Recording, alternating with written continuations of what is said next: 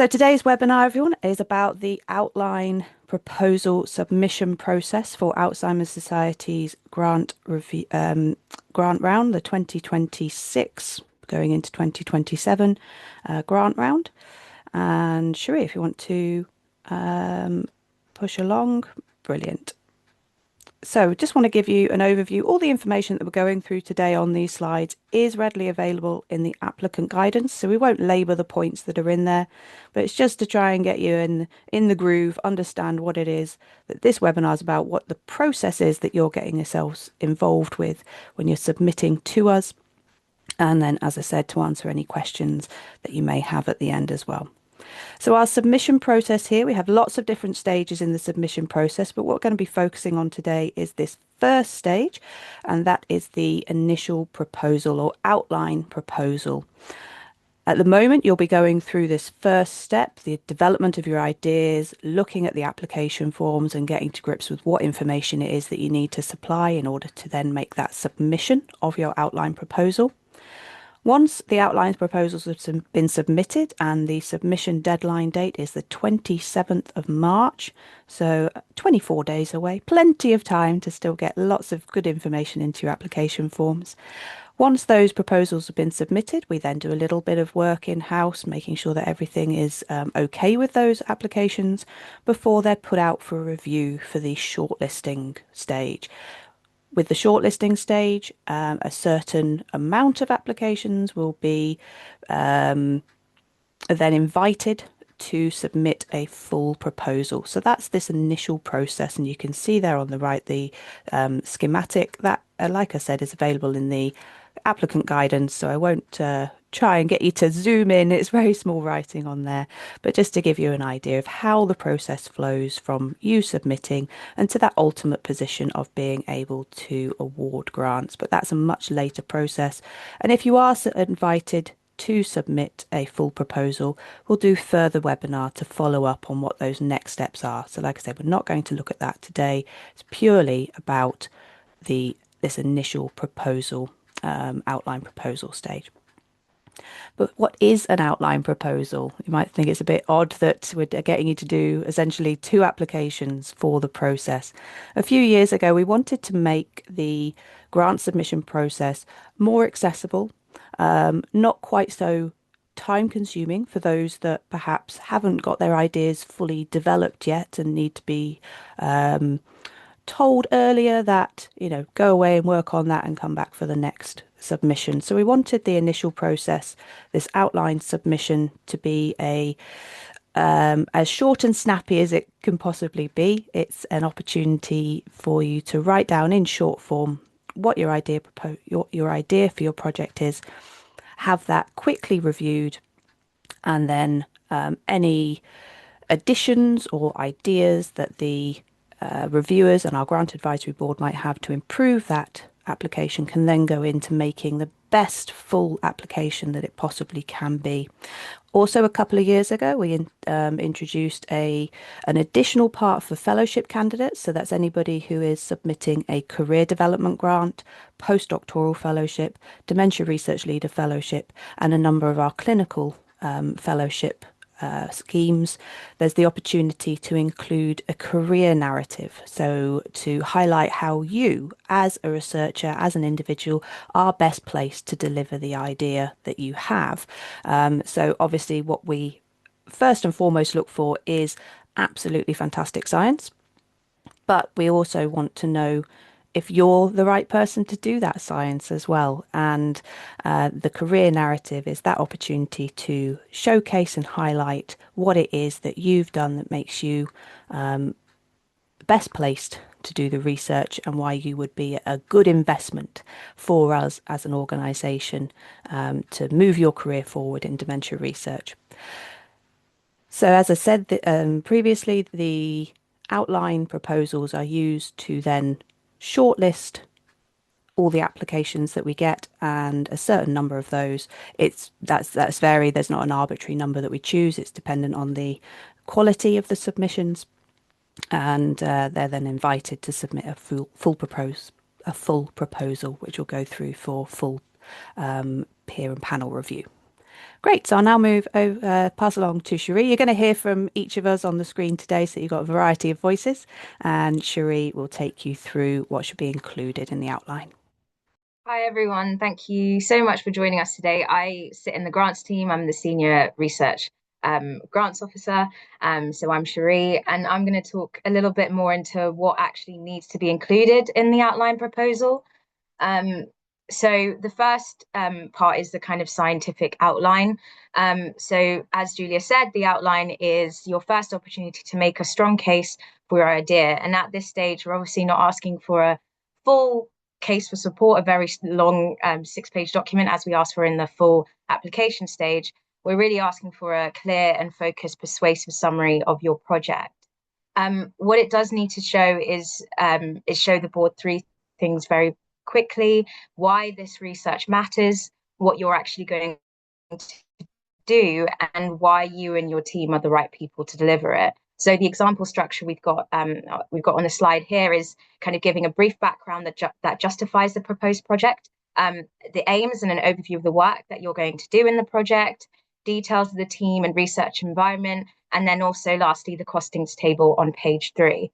And for fellowship and career development applications, you also need to describe the training and educational environment when you're talking about kind of the team and the environment as well. Because this is only 3 pages, clarity is absolutely key. And if something isn't essential at this stage, I would suggest not putting it in there, and make sure you're kind of clear about the 3 sections here: the brief background, the aims of the project, and the team and research environment. Really, we want to see that you understand the field, that your aims are clear and realistic, and that the project is feasible within the time and the budget requested. And yes, strong outlines really give a kind of focused and disciplined and compelling case. So page 3 of the scientific outline is this costings table. This is new for this year because we found that in previous submissions, 2 pages was not enough for applicants to be able to give an overview of the project as well as putting costings. So this is just to give you that space to give the costings as well as standardizing the information that we get from all applicants. So as you can see, this is a high-level summary of your requested costs. And at this stage, we're not expecting kind of line by line detail. And that note section is optional to allow you to justify any of the costs. But what this table does is to show that you've thought through the structure of your budget. If you are invited to full proposal, your final budget should not be more than 10% higher than the outline figure, and that's set out in the guidance. So you do have to think about the costings because you can't significantly change these if you're shortlisted for the full application stage. If there are any other cost categories that don't fit into the categories detailed on the table, you are welcome to create a new line to reflect that. We are flexible with what you put within this table. We just gave this as an outline to enable you to follow that if need be. So next is the layout line, and I won't talk too much on this because I know Claire will be coming in to talk a little bit more about this. But you will be invited to submit kind of a 1 to 2 page layout line. If your layout line does include a glossary, then you are able to submit 2 pages to give you that space to fit that glossary in. And what this should include is a brief background, the aims of the project, and the potential impact for people affected by dementia. And just to remember, you are writing this for people who may not have a scientific background. But that does not mean oversimplifying the science. It just means explaining it clearly. So avoid jargon. And if you really need to use technical language, please do include a glossary, as we've created extra space for you to be able to use that as well. Most importantly for this section, be explicit about impact. So how will this make a difference, for whom, and in what time frame? And I won't steal Claire's thunder because she'll be going into this a little bit more as well. And the last section is the research and career development section. So this applies specifically to fellowships and career development grants. So this is really your opportunity to explain your research journey so far and how this award would fit into your trajectory, your career trajectory. So what we're looking for from this section is kind of clear evidence of progression. honest reflection on challenges, a realistic pathway to independence, and a strong training environment. So to really tell us how this fellowship or grant will move you on to the next stage. So, for example, what new methods will you gain? What leadership skills will you develop? And how does this position you for your next award? Um, and I do want to clarify because we get quite a few questions on this, which is the difference between that team and research environment that's in the scientific outline and then this research and career development question. So, what I would say is they serve different purposes. So, in the scientific outline, when it's asking you to describe the team and environment, what it's really asking is this the right setting to deliver the project that you're describing? So, that means describing the expertise around you, so the supervisory or senior support in place, the institutional strengths, and how the collective team, including you, is well positioned to lead and complete the work. The research and career development section is different. So that section is really about you. It's about your trajectory, your progression today, and how this award supports your development. So the board really just wants to understand your career plan, what skills you gained, as I said earlier, how you grow into independence, and why this grant is really the right step in at this moment in your career. So now I will hand over to Claire for the lay section. Good morning, everyone. So I'm Claire Stockwell-Lance and I'm the involvement lead and I'm responsible for the research network, and that's basically our lived experience group. So we have about 150 people who are affected by dementia who are part of our lay group, if you like. So why do we have a lay case for support? Cherie, if you could move us on. So we know that living with dementia is complex and it's a unique experience for each of our volunteers. And so what they're able to do is actually bring to life the complexities of living with dementia, which is really impactful for understanding as part of your research. But as well as that, they also have a right, people with dementia have a right to know about and decide if they want to be involved in research as part of the fifth dementia statement. So it's really important that and the reasons why we involve people with lived experience. But we like to really stress how passionate our research network are about your research, and they really do want to help and support you as much as they can. And their involvement often will help with that, improving the accessibility to research. It gives that perspective. I'm going to have to start waving my hands because the lights are going off in the room. So if I suddenly go into darkness, I apologise. It can help make your research more relevant. And often we find it can enrich and improve the quality of your research. So they are an important part of not only your application, but obviously your research project going forward. Next slide, Cherie. So what are we reviewing? So that, as Cherie's outlined already, that background justifying the proposed research. They want to understand why it is you want to do this project, why is it important, and give a little bit of background about this. What's the aims of your proposed work? So just giving a bit more detail about what you're aiming to do.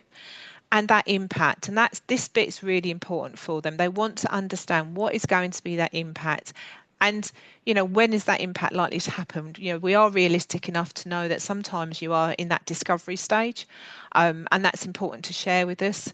But understanding what is that impact for people affected by dementia is very important.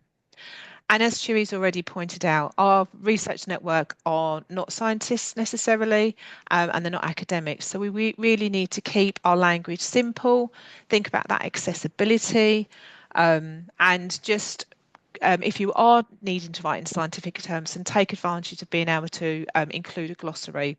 That's often found to be very helpful for our volunteers. Next slide. So as I've said, just think about how you're writing this lay review. Think about keeping it very clear, short sentences. You need to be persuasive. You need to be telling them why it's important that you carry out this piece of research.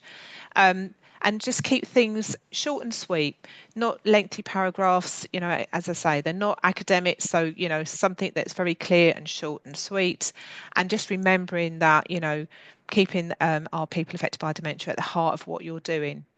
And before I hand back to Julia, I think I'm going back to just to say that, at this stage, the Research Network are here to help you. They're here to help and support you at every step of your application. But if you would like some support around developing your lay outline proposal, then please do reach out to the Research Network. I will put our email address in the inbox, but we are here to support you. So if you do want some support around how to involve people affected by dementia or just how to frame your outline, then please do let us know. Is that coming back to you, Julia? Yes, indeed. So I just want to, not helpful if I don't have my microphone down. So yes, just wants to talk about the format of the outline proposal, how we expect to receive the information. You want to move on for me, Cherie? Thank you. So for the outline, we're expecting, as we say, the page limits be a total of 4 to 5 pages, and of that, 3 pages will be for the scientific outline, and 1 to 2 pages will be for the lay outline. It's really important that you stick to all of the descriptors that we give here. So Arial 11 point for the scientific, Arial 12 point for lay, and the 2 centimeter margins. It might seem picky, but we will have a lot of applications come in, and we will be asking a lot of our grant advisory board, of our research network, and any other additional reviewers to go through all those applications. And they'll be doing it in a relatively short space of time. So the accessibility for them to be able to read that information quickly and take it in is so important. If you don't want fatigued reviewers to be coming to your application, they've already read 10 where everybody's making them read in 9 point Arial and no margins to try and maximize that page area. Um, you know, please be considerate of your reviewers. They're the ones who are going to be making the decisions about your work. They need to be able to access and read your application. So it might seem silly, but it's really important that you stick to the formatting guidelines that we give to make sure that you can get the best out of the reviewers and they can get the best out of your work as well. So references are required for the scientific outline, but they don't form part of the page limit. So don't worry about trying to squeeze them into a footnote. If you do have any figures and diagrams, they are part of the page limits, and make sure they're integrated into the text, that they are meaningful, particularly for the lay case. They're not just standalone figures. They need to really be able to showcase and improve the quality of your work to make it more understandable and accessible to the lay audience particularly. But for the scientific, again, you don't want to have unexplained figures floating around. Make sure you're always referring to them appropriately as well. So next page, please. Other factors to consider then, really just rounding up what we've already spoken about. Please do adhere to the guidance. It's really important to make sure that your applications are readable. As I say, we will get a lot of applications, and you want to make sure that yours can be read in the best way possible, and therefore have the best review that it possibly can. Your space is limited, so do use it wisely. Is that something which really puts across the point of your research and really helps it to stick out as this is a great research idea? Because yes, methodology and how you go about it is important, but don't get too bogged down in the minutiae of that. It's the top line aspects of your project that are wanted to be seen here, and then if that's enticing enough, you'll be getting the grant advisory board, our reviewers, really excited, the research network really excited about the research, and them going, I want to hear more about this. So let's give them the opportunity to submit a full proposal and have that more space to luxuriate in all those details as well. Is it back to you, Cherie, for the assessment process? Yeah, Fantastic. back to me. So we've touched a little bit on what the assessment process looks like already. But I guess let's talk a little bit more about what happens after you submit your proposal. So as we've already kind of said, it's a 2-stage process. So All these outlines are reviewed by our grant advisory board, and if needed, a few external peer reviewers. And they're reviewed collectively and ranked, and then only shortlisted applicants are invited to submit a full proposal. So how are the outlines actually assessed? So they're assessed against these three core areas, which is the importance of the research, the potential impact, and the environment and the people delivering it. So when you are writing it, keep asking yourself, is it really clear why this matters now? Is the potential impact credible and well articulated? And does the team have the expertise and support needed to deliver the project? And remember, the grant advisory board's role is to ensure that we fund the highest quality research and that it directly benefits people affected by dementia. So alignment with that mission and relevance to people affected by dementia is really essential. So please keep that in mind while writing all aspects of the outline proposal. So just to talk a little bit on timeframes, you should have seen this either on our website or within the applicant guidance. So the outline proposal window opened on the 27th of January. So you have until the 27th of March to submit, and this is at midnight. So you have all the way until kind of midnight to submit your application. Once shortlisting is completed, those decisions will be communicated in early June, and we will invite the shortlisted applicants to submit a full proposal. The deadline for the full proposals will be due on the 24th of July, and then final funding decisions are expected in December. And we usually try and get these outcomes out before Christmas if we can. Contracting occurs in February, around kind of this time, last month. Can't believe we're already in March, but around last month, but in a year's time. So when you are planning your project start date, make sure it is realistic. So we do really recommend allowing at least kind of 2 months after funding decision for contracting, and then kind of work your start date following that, because with contracting that can take a little bit more time, particularly when you're communicating with your institutions about the contracting. So do factor that contracting time in when you're thinking about your start date. So some other factors to consider. So feedback. We do aim to give all applicants, whether they're shortlisted or not, feedback following the shortlisting process. We obviously prioritize sending the shortlisted applicants feedback first. And this is really to enable you to use that feedback for the full application. But then shortly after that, we will send out feedback to all other applicants as well. If your application is not successful at any stage across the process, you may resubmit in a future round. However, we would really, really expect, and the board would expect to see substantial revision that addresses previous feedback and reflects developments in the field as well. So if you are unsure about whether to submit, we really encourage you to contact us, the grants team, and we're happy to discuss this with you. And funding is competitive, and not being funded does not mean that the research is not valuable. It just often means there's prioritization decisions were made within budget constraints. So please don't feel, if you are not shortlisted or if you are not funded, that this should kind of stop you from submitting in a future round, but just make sure that your resubmission, if it is the same project, has the correct kind of revisions, and you really make use of that section within the application form that asks whether this is a resubmission, and you give details about that as well. Julia, I see you're back. Are you ready to go to the next slide, or would you like me to go Swooped ahead? in there. No, all good, all good. Thank you. Apologies about that. So yes, our top tips to take away from today then.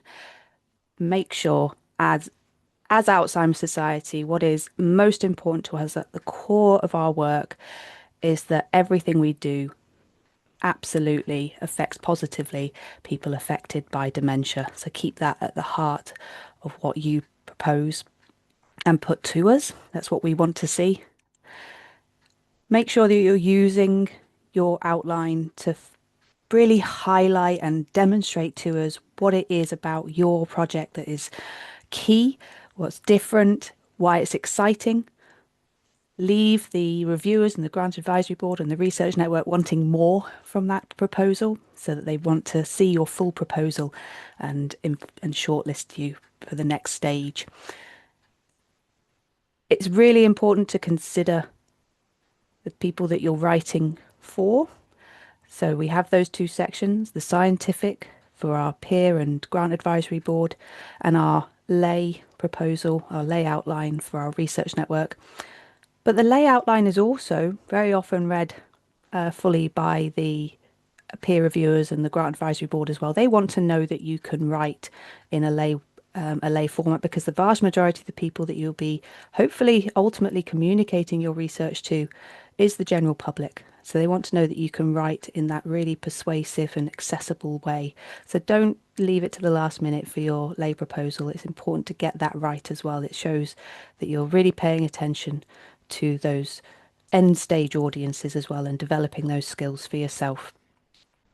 Do reach out to us to ask any questions that you have about the format, about building your, well, we can't obviously advise you on building your team or how you, or what you include, but if you have those niggly questions that you're just not sure, is that something which Alzheimer's Society want to fund, are interested in, do reach out and ask us as well. So the proposal deadline, as we've already mentioned a couple of times now, is the 27th of March. So keep that in mind. Due to the quick turnarounds, we cannot accept any late submissions.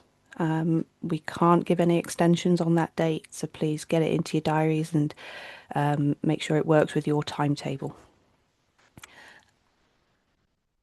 And here we have our contact details. My apologies, Claire. What we don't have on there and what we will change before it goes out to everybody is the research network email address, because that's really important to be able to get in touch directly with the research network and ask for any input on the lay side.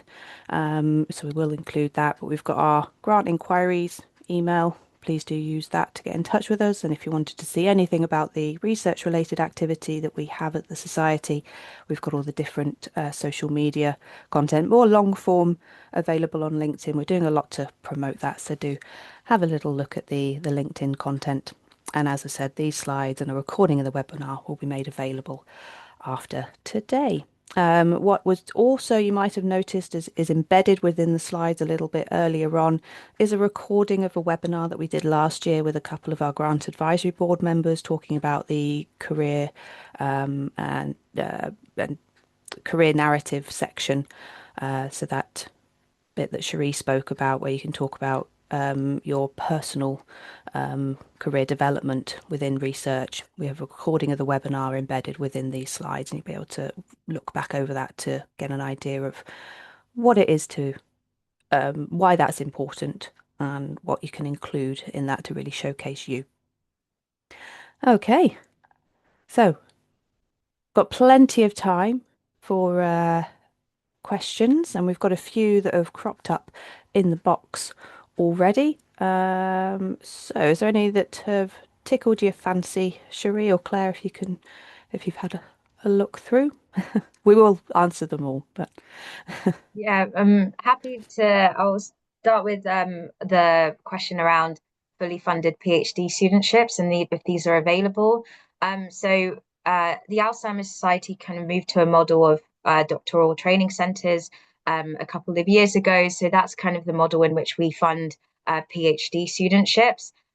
Outside of this, we have our clinical training fellowship, which is for clinicians who are wanting to get a taste of research and do a PhD in that. So that's the only PhD studentship that we actually fund, which is the clinical side. But in terms of kind of the academic side, we followed the doctoral training centre model at the moment. yes, and if you can go on to each of there's websites for each of the individual doctoral training centres, and you can see what projects they've got available and their admission process. So all of the recruitment for the doctoral training centres is directly through the centres. We don't have any input on that. Although we of course work very closely with the centres, their recruitment of their PhD students is all down to them. So question about letters for support. This does come up each year, and we don't require letters of support to be attached to the outline proposal. So good to include, make sure people are included as co-applicants if necessary, but collaborators as well. You can add in people's details without then having to ask them to go through the process of including themselves as a co-applicant on the application form. It's a little bit more onerous on people to be included as a co-app. Do make sure you've mentioned to people that you're including them as a collaborator, but it will be more important when you're invited for a full submission to get those letters of support to really demonstrate that you have properly got in touch and asked people if they want to be part of your project. So yeah, no additional documents need to be attached to the outline proposal. I'm happy to answer the question around guidance and any attachments, sorry. The attachment section is usually kind of when you're attaching your outline, your scientific outline, your lay outline as well in the career development section. That's why there is an attachments section.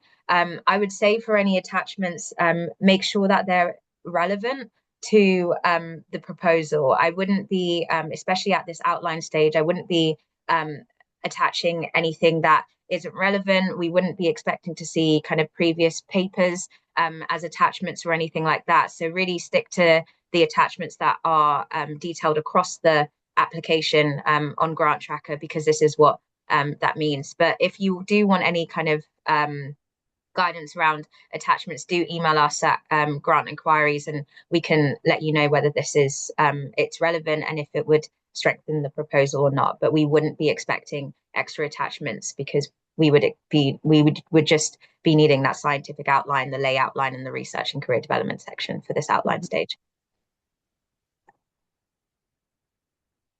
I've just seen a question pop up in the chat about what it is that will be the first thing that is looked for upon reading a proposal, especially for a fellowship. As we mentioned, the most important thing for our grant advisory board, our reviewers, and the research network is that the science is world class. So make sure that it is a really well placed idea, that it has meaning within the field, and also potential impact for people who are affected by dementia as well. Within a fellowship, it's really important to put your experience in there as well. That can be a small amount of experience. You know, people have, if you're only a couple of years post PhD, then you're not expected to have the same level of impact as somebody who is 5 to 10 years post PhD. But then there's also there's an allowance, I suppose, for people who maybe something's happened in your career and you're 5 years post PhD, and you only see yourself as you were if you were 2 years. You know, if you have those instances, then make that known if you feel comfortable. There is space within the application to be able to say where you've had career breaks. That was what my brain was trying to get to, a career break. So yeah, there's totally understanding that life happens and everything can be a bit squiggly sometimes when it comes to careers. So if you worry that you're not falling into those expected timeframes, you know, don't worry. Give an explanation if you feel comfortable doing so. That's absolutely fine. So I wanted to answer the one in the chat in case it disappears for us. That's okay, no worries. I think there's a couple of questions about kind of supervisors and mentors, so I'll kind of answer all those together. So one of the first ones is, how many supervisors would you expect for fellowship applications? We would expect obviously at least one, but I think what we would expect about your supervisory team and the kind of team environment around you is that they are relevant to the project and they actually add value to that project as well. So at least one is obviously what we expect, but if there are other supervisors that bring another kind of aspect to the project that you would like, then that's absolutely fine.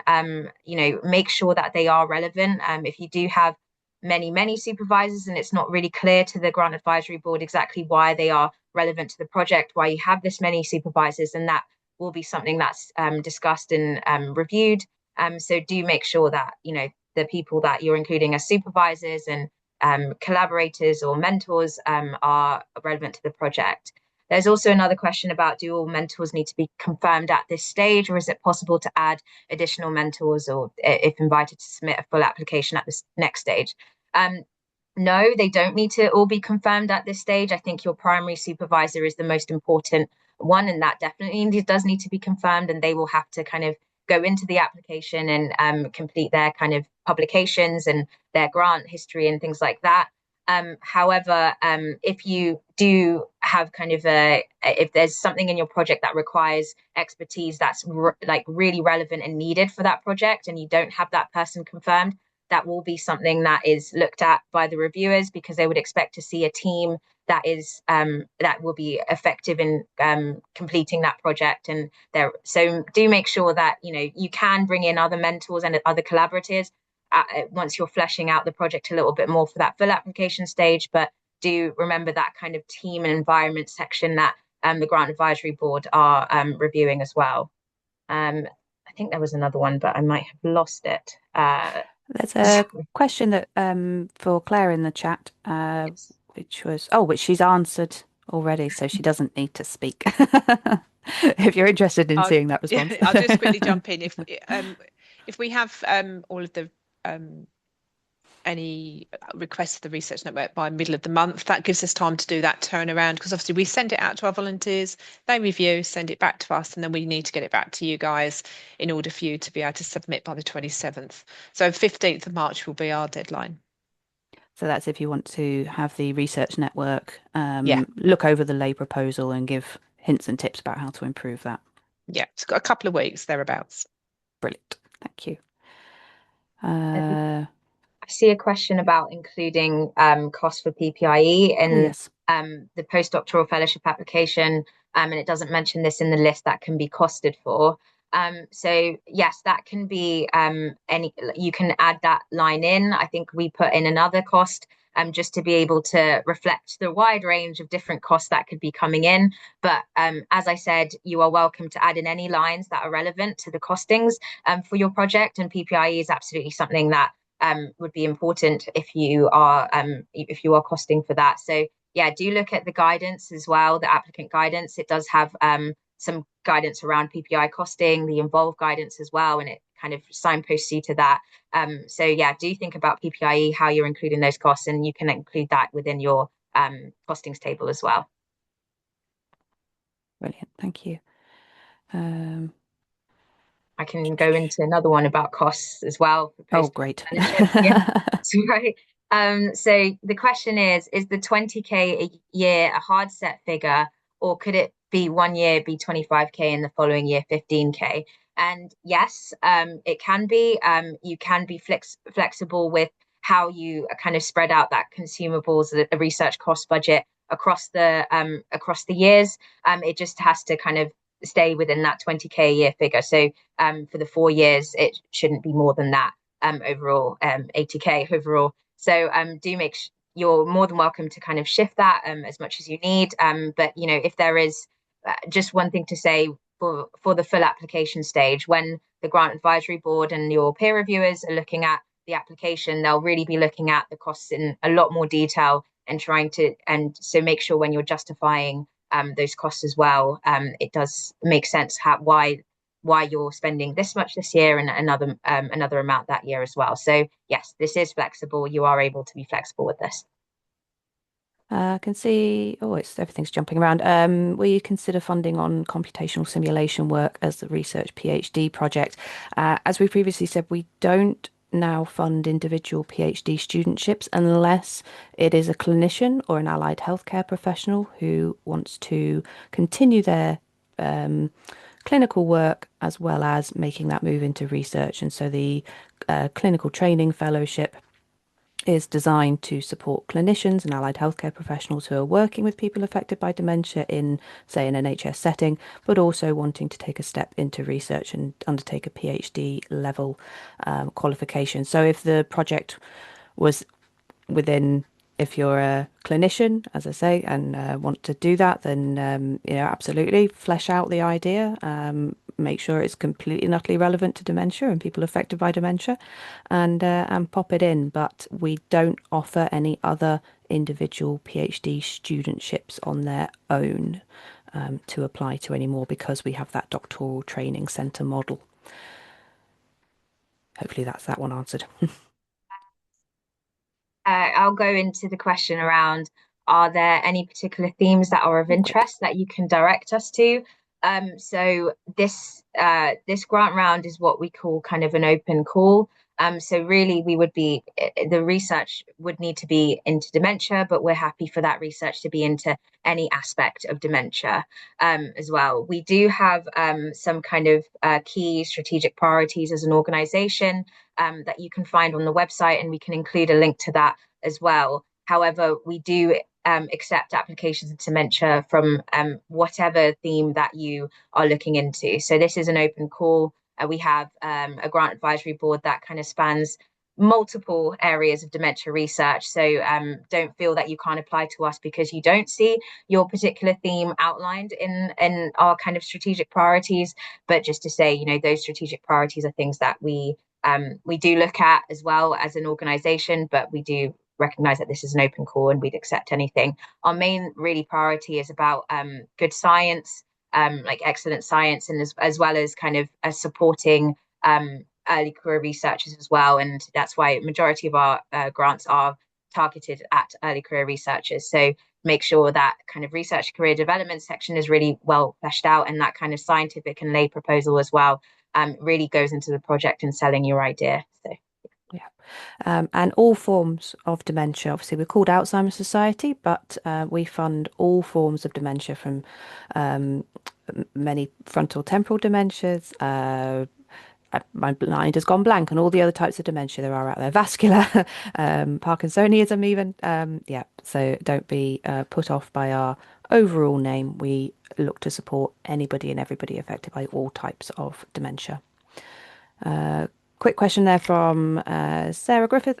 Is a Gantt chart needed at the outline stage? It is not. That is an additional attachment for the full application stage, so please don't worry about creating a Gantt chart for this one. So yeah, one of the questions is um, considering project grants, and I think this would apply to all grants as well. What is the maximum time frame allowed for the start of the project? So the start of the project would need to be kind of a year after decisions are communicated. So it needs to be within that time frame. So if you could make sure that it's within that time frame, then that's absolutely fine. So it's a year from when decisions are communicated. So yeah. Um, the sort of costs are covered by the career development section. So career development, we really that could be courses that are relevant for you to improve your scientific understanding or improve statistical things, or it could be conference attendance or workshop attendance. Um, it's open. It's open to interpretation. If there was a particular thing that you were thinking of and weren't sure, please do just get in touch with us directly and we can have a chat if you thought maybe it's a little bit outside the box. We'll be happy to discuss that in more detail. So do email us at grantinquiries@alzheimers.org.uk. Yeah, the next question is around when you're applying, if you want to apply for part-time, do you list the length of the project in real terms or as if it was full-time? I think for part-time funding, if you're unsure about the kind of the amount of time you should be listing for, do email us and we can kind of advise you a little bit further. But from what I would say is you would list the length of project as if it was full time. So there is information in the guidance around kind of what part time looks like for each application as well. So do look at that. But if you have any further questions, we're happy to answer that by email. So do email us. So just to pick up on the previous point about career development budgets, there's a further question there. Just does the £1,000 career development budget include both training courses and conferences? Yes, it does.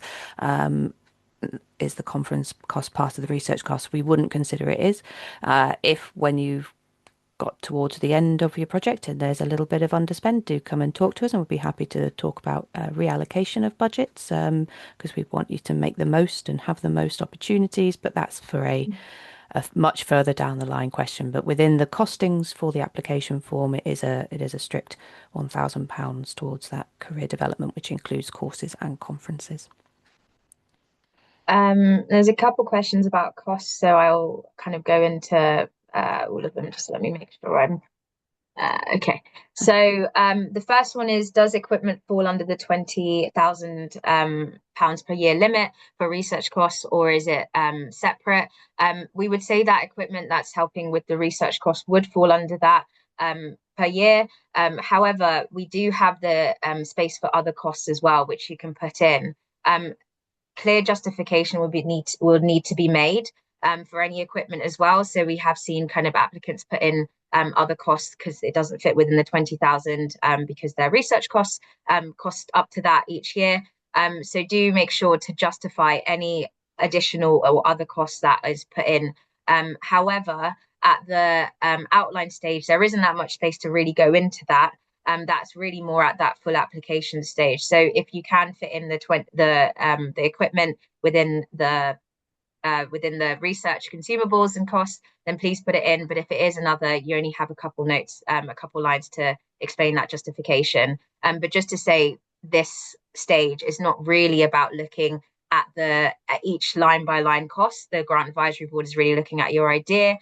Just make sure that you have factored in the full total cost to be taken forward for full submission if you are shortlisted. Yes, yeah, we don't allow more than 10% of what you put in at outline to then be added on to the final amount, it's full submission.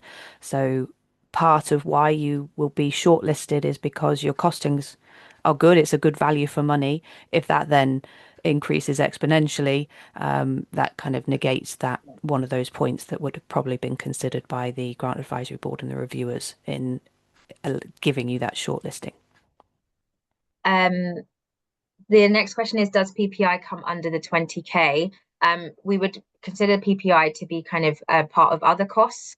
So it wouldn't come under the 20K. So you're able to put this in as an extra line. But I do want to say, don't get bogged down in the kind of line by line details within this, within the costing summary. This is very high level at this stage.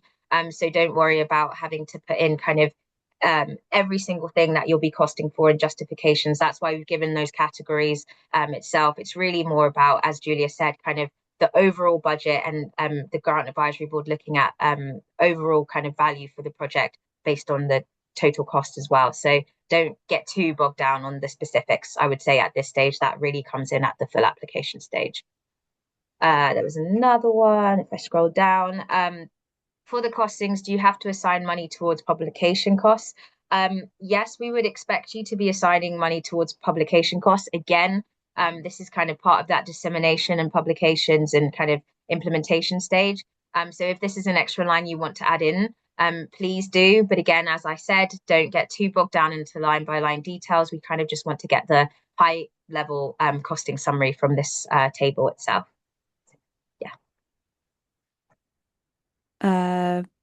Question there about how many postdoc fellowships are we looking to fund this round? We don't know. How many good applications have you got for us? We don't assign limits to what we fund at these stages. As a charity funder, we are reliant on the donations that we receive in. And so there will be an overall budget, but that budget that we have for funding excellent research isn't then broken up into this many project grants or this many career development grants are going to be funded. It's all based on which ones are the best of the ones that we get in. Okay, next one is sorry, I haven't read it through properly. I was looking at the chat. I'm proposing a project with dementia carers. I understand that we are focusing on people with dementia, but would it be relevant? Carers matter so much for quality of life. Yes, this would be absolutely relevant. You are looking into research into dementia, and carers is a a part of that, and it's very, very important. So we would very much welcome any applications that are looking into carers. And we do get a couple of applications looking into carers every year. So I would say that's absolutely fine, and you can do that project as well.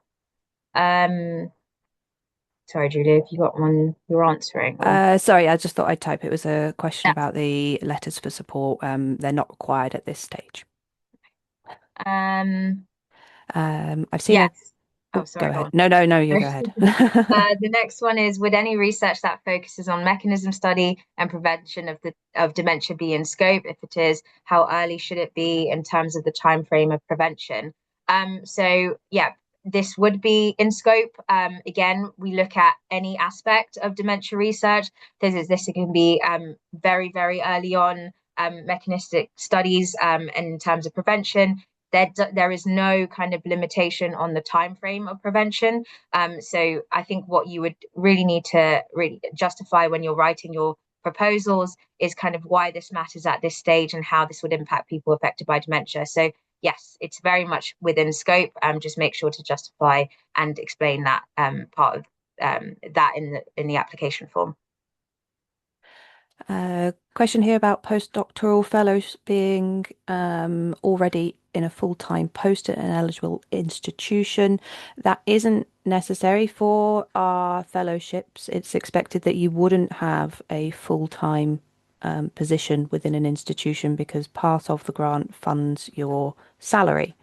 So if you're already receiving a salary, you might not be eligible for a postdoc. So if you've got a particular situation there, please do send us an email at grantinquiries@alzheimers.org.uk and we can talk to you about your particular situation. But do check out the applicant guidance. It goes through the eligibility criteria for each grant.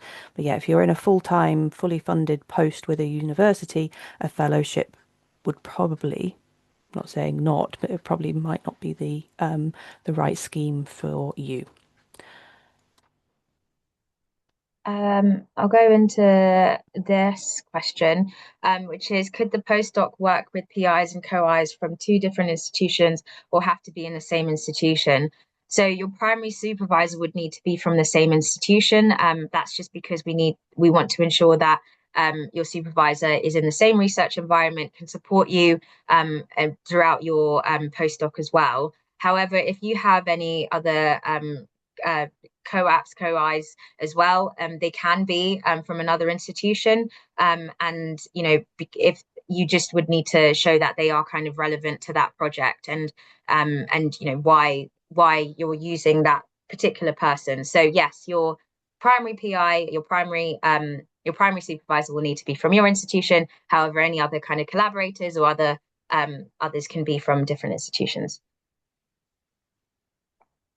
Very aware that we've received a few questions in the chat, so I'll try and go through a few of those. One is about including IT accessories in the costs. That would be, yep, they're included in research costs. Absolutely, yeah, data storage, data access. That's make sure that really is key to your research project. And yeah, people can see why you're asking for that data access because it can be very expensive, as I'm sure you're aware. So yeah, make sure that it's all fully justifiable. But laptops are quite often included, so that's fine. Hopefully we have answered the one about where PPIE costs would fit in, and that's into other costs, not within the £20,000 consumables. For non-clinical research funding, I'm aware that EU researchers can be included as co-investigators or key collaborators in an application if the lead applicant is UK-based. Is it possible that the EU collaborator is a startup or an SME? I don't know what an SME is. Also, would the startup co-I investigator be eligible to receive funds to run the experiments, i.e. target validation, preclinical development? What I would say about there's quite a lot of information there, and I think I want to go away and unpick it. But we cannot fund anything that isn't done in the UK. So if you do have a collaborator or a co-op who is abroad, just make sure it's fully justified about why they're included and why you can't have that expertise in the UK. I know that those questions have come up from the Grant Advisory Board in the past when we've had people that have international collaborators, but we won't be able to do any overseas funds. That would have to be organised by yourself through your institution. But yeah, for other parts of that question, I want to go away and have a think about it. So we've got your name, so we'll get in touch with you directly about those areas. Another one, I'm receiving a PhD scholarship for an inclusive dementia care study. Would you consider co-funding this or specific costs? I'm afraid not. That isn't part of what we can do. As a research funder, we need individual standalone projects that aren't already being funded. And as I've said previously, we don't now fund individual PhD studentships unless it's a clinical focus. But do send us an email if there was anything particular that you wanted to talk about on that, or to get a better understanding of what it is that you can apply to us with. As we've said, all this information is in the applicant guidance as well. Be sure to check that out. It's easily downloadable via our website, as well as there being information directly on the website about each of the grant types that we have available and their eligibility criteria. I can go into a couple of the other questions. So one is there a specific structure and content of our proposal outline for scientific and lay, please? I think we've kind of gone through what the structure could look like. So it's kind of that brief description of the kind of why you're doing this project. So a brief overview of the dementia research landscape that you're looking into. Then you've got the aims of the project itself, and then going into the team and environment. And that's similar for both scientific and lay. But this is put in, you can find more details about this, obviously, by rewatching the recording, but also by looking at the applicant guidance as well. The next one is, in the guidance document, it lists co-applicant and supervisor definitions separately. But on the grant tracker form, it allows you to add a supervisor as a co-applicant. I'm a bit confused. Also, what does a supervisor or co-applicant have to do at this outline stage? So yes, on grant tracker, the supervisor is a co-applicant, and that's just the way the system works. However, supervisors and co-applicants are different depending on the different grant types. So yes, it is a little bit confusing, so I do apologize about that. But on grant tracker, a supervisor is a co-applicant. In terms of what does the supervisor or co-applicant have to do at outline stage, that's essentially going into grant tracker and making sure that they have completed their career history. So this looks like their publications, their grants, their education, and things like that. So if they have completed that, that will all pull over into the application form. So do make sure that particularly your primary supervisor has completed that section, because the Grant Advisory Board does look at that when reviewing applications. As the lead applicant, you're responsible for making sure the team, who are essentially your co-applicants within Grant Tracker, be they your supervisor, champion, whatever, the lead applicant is responsible for making sure they've completed all their bits fully. So if you see at the end, you generate your pre-submission application form and that information isn't coming through, and you want it to be there because you want the reviewers to see that you have fully fleshed out co-applicants, then you need to go back to your co-applicants and ask them to just add in those details, please. Okay.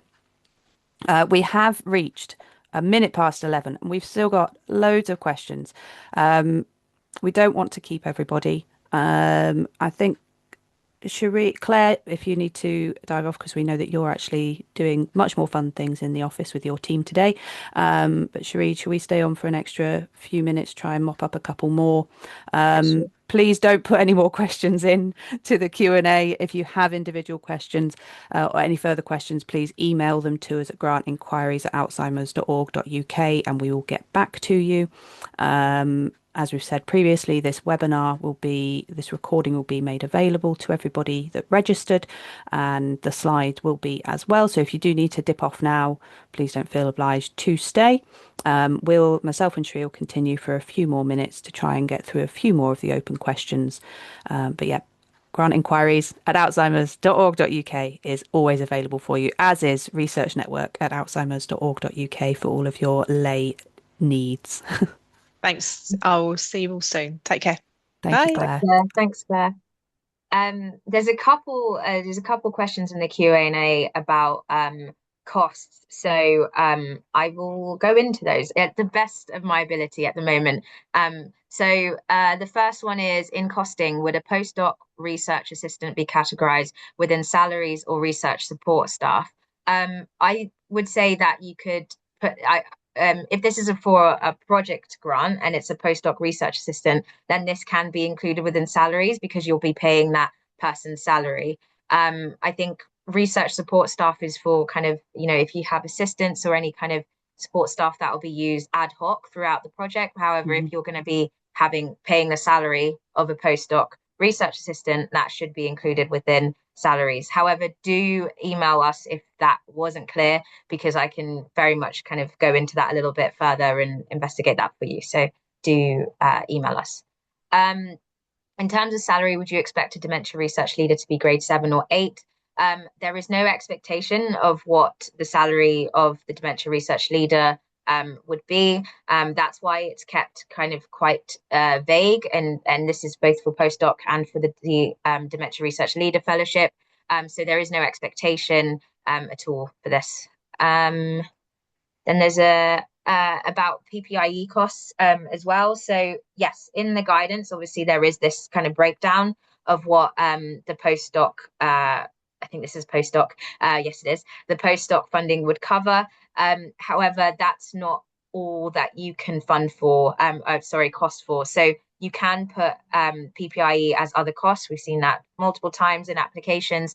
And again, this is at the full application stage where this will really be looked into. So don't get too bogged down on those kind of limitations. Obviously, those limitations are relevant for when you're doing kind of the high level costings of the outlines, the 20K per year, the 1,000 per year for the career development costs. However, like things like PPIE and any extras can be included. And do remember, you do have 10% within that within what you've submitted at outline. So for example, if at this stage you don't think you'll be using you'll be doing a secondment that's not secured, or you'll be having a research assistant in or anything like that, don't worry about that, because kind of that extra money will be included within that extra 10K, like that 10%, sorry, that you're able to kind of work within. But yeah, don't get too bogged down at this stage on that at all. But It yeah, go on. could be also with reviews that come back. If you are shortlisted, it might be that the Grant Advisory Board and the reviewers suggest it might be worth thinking about adding this in, and that's part of why we have this 10% allowance, so that you can make any of those small changes. They won't be suggesting to have a whole new methodology or a new mice colony or anything like that. It won't be extravagant. It will be this project could be tweaked if X was included. You're not then beholden to doing that, but it's just to try and ease that concern or worry that anybody might have about, things aren't set in stone with the Yeah. outline proposal. You're not making end of the day decisions with this. It's an outline, it's an idea, it's that top line idea that you have about your research, and you want to ascertain, is it a good idea? Is it something which the research community want to see more of, and they want to give you that support? At no point are we trying to catch you out with any of this as well. It's not that these areas are here to trip you up, and if you don't complete it properly, then not going to get any funding. If you have any questions at all about any of the sections, if things aren't clear, do just let us know. Everybody reads things differently and has different ideas. I'm sure you've done many, many different application forms, and everybody wants slightly different information. We don't want to trip you up. We want to support you to put in the best application that you can. Right. Oh, two. We're down to two, Cherie. Well done. Yeah, the one around research including costs, are research inclusion costs included in the 20,000, e.g. translating documents, cost for respite care? I would email us. I need to look into that a little bit more, just email us with a bit more details on that. But just, yeah, reflecting what we've kind of said about the costings. Obviously, you can put another section, and this can be fleshed out more when if you are shortlisted for a fuller proposal. But do email us, and we can look into that a little bit more. The last and final question, and thank you everyone who has stayed and bared with us while we've answered all these questions, is I'm changing institution when applying for the fellowship. If letters of support is not necessary, having the supervisor in the application is enough to prove that I have the uni support. Yes, resounding yes. So make sure that the supervisor is on it and is on the application, and you don't need a letter of support at this stage. That comes into the full application stage. So. With the co-applicants having to go in and accept their inclusion on an application form at this stage, that's taken as their consent and that their recognition that they're going to be supporting you as a supervisor as well. So because they have to actively take part in the application process, they should be very aware that they're being involved in it, and that's sufficient at this stage. Wow, 35 questions answered from the Q&A, multiple in the chat. Thank you very much for your engagement today, guys. If there are any further questions that you have, do email us, particularly if they're quite specific to you and your career stage and things like that. Do email us. We're more than welcome to. We're more than happy to answer your questions. But thank you so much for listening today. Just had an additional one slip in at the end there about uni confirmation is needed for authorised signatory. Yes, sorry, that is a very important part of the application submission. It has to go through your authorised signatory, be that finance person, department person, whoever it is that's designated as your authorised signatory. Obviously, that has to be at the institution that you're going to be doing the project at.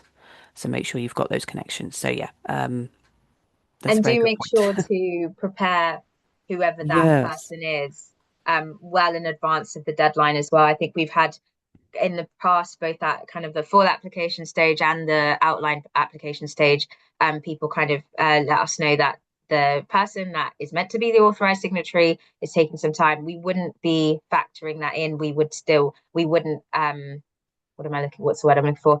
We can't give an extension. Yes, that's the express word. We cannot give an extension. So please do make sure to make them well aware that they would need to provide this authorized signatory. But yeah, I think that's it. I'm going to go before any more questions come in. If there are any further questions, do email us, and we will be sharing this recording as well as sharing the slides from this presentation today. So thank you so much, everyone. It was lovely to answer your questions today, and thank you for a wide range of questions that really tested my brain as well. So thank you for that. And yeah, we'll see you in the emails if you do, but very much good luck with you kind of formulating your application at this stage. Do remember, it is the outline. Just sell your idea is what I would say. And yeah, we'll speak soon. Great. Thanks, everyone.